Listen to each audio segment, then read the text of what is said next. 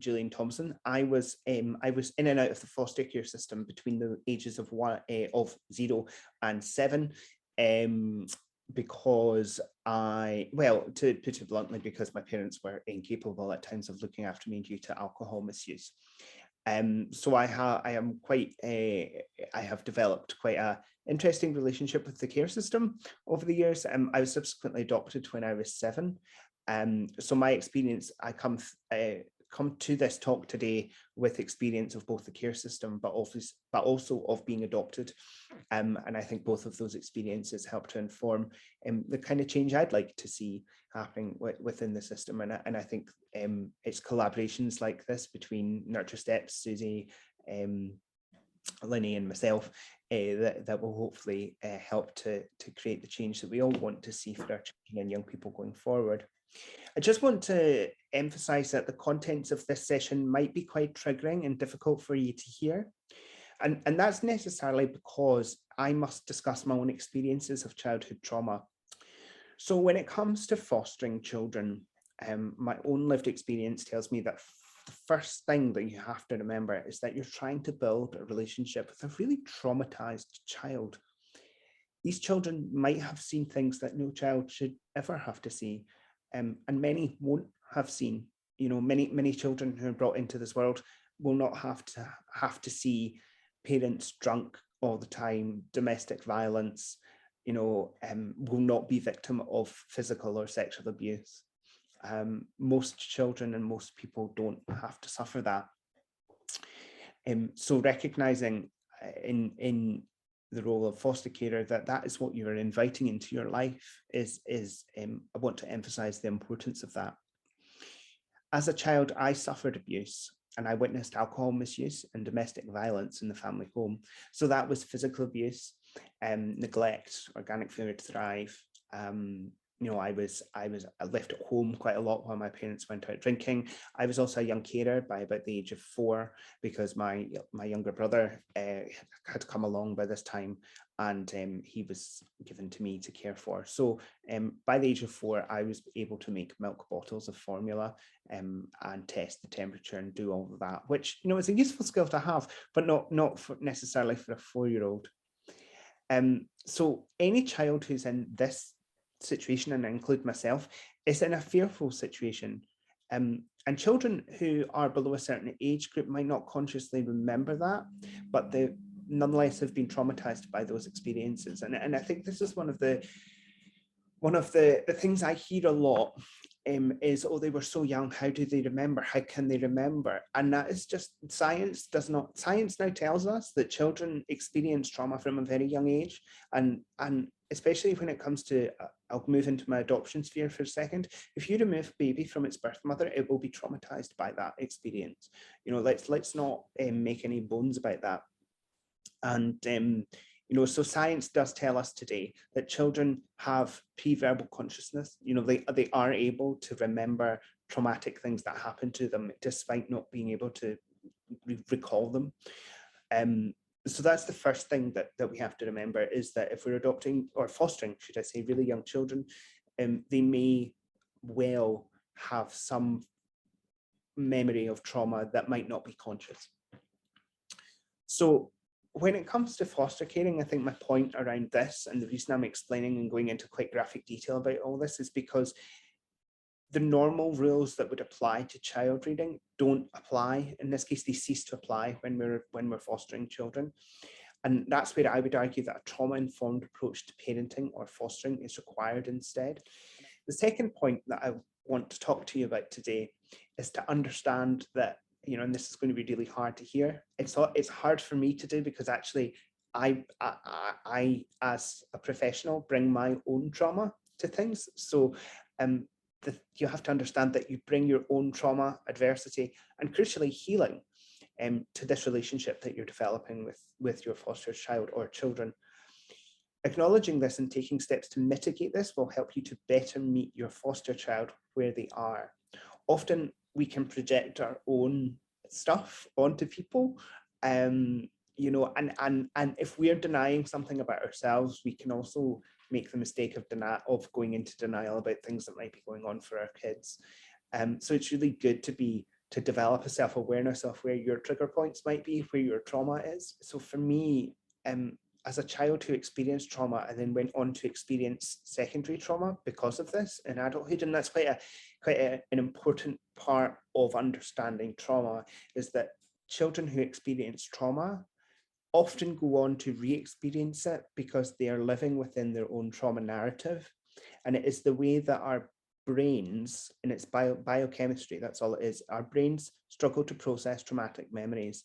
So when we say a child is acting out, often they're acting out because they haven't processed trauma correctly or properly in the brain. And that's a brain thing. It's not anyone's fault. It just is the way the brain works.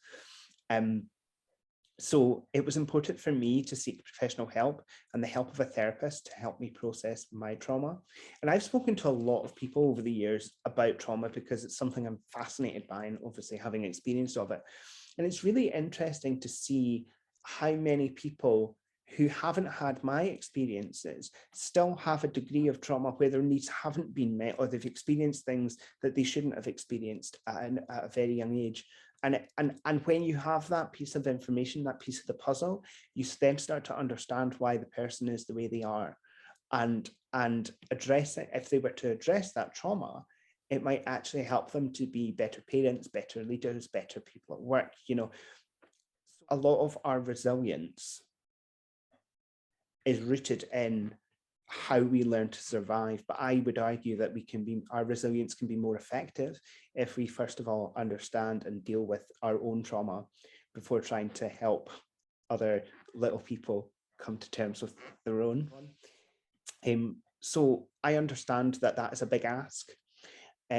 Waiting lists for NHS services are long, and sometimes it's not always clear whether people meet the diagnostic criteria for support. But what my own experiences has shown me is that if you push a little harder and ask for what you need from the health service, they're more than willing to give it to you. You need to go there informed. You need to go there knowing why you're going there.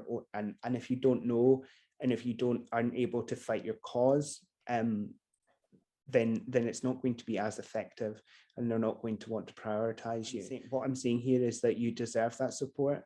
And to do that, you need to be well informed. So often there is a focus on the child needing support and intervention from CAMHS. This may well be true, but all I would ask is, who is supporting you and what are you bringing to this relationship? I suppose that for me, when I was developing this talk, was a big question for me, and it's not one that I need to answer. It's a question I'm giving to you today, is who's supporting you and what are you bringing to this relationship? Thirdly, remember that foster children formed relationships with their primary caregivers. So that might have been mum or dad, or if they were in kinship care, that might have been a different arrangement. But regardless of how ineffectual these relationships might have been to us, it's important to remember that those relationships should be acknowledged and they should be celebrated. Too often I hear where birth parents who have been unable to look after their children are stigmatized. They are told that they were bad parents, they were offered every opportunity and just couldn't get better, but often there is a legacy of trauma involved there. And, there is a stigma still attached to parents who, for whatever reason, aren't able to look after their children. And we need to watch so we don't bring that stigma into our own relationships. So in terms of my own lived experience, I was put into foster care placements several times in childhood due to my birth mother's predominantly alcoholism. What I noticed over the years was that people tended to judge her for that. And they felt sorry for the kids who would have a mother like that.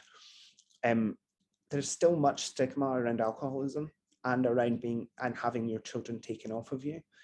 And women particularly, I would say, get the hardest brunt of it. And I haven't talked about my dad in all of this. My dad wasn't around, to be honest. He had left predominantly by the time I was born. So my dad wasn't around. So it was the woman, my mother, who was responsible. And I mean, my mum did not have an easy life. So I would say that fostering, in my experience, disproportionately stigmatizes women, and we need to address that. And I think one of the ways that we can Start addressing that is changing the language and changing the way we talk about these things to children. Lastly, on this section, I recognize that we're all made of strength and struggle, like we're all, just trying to get on in life the best we can with the tools that we have.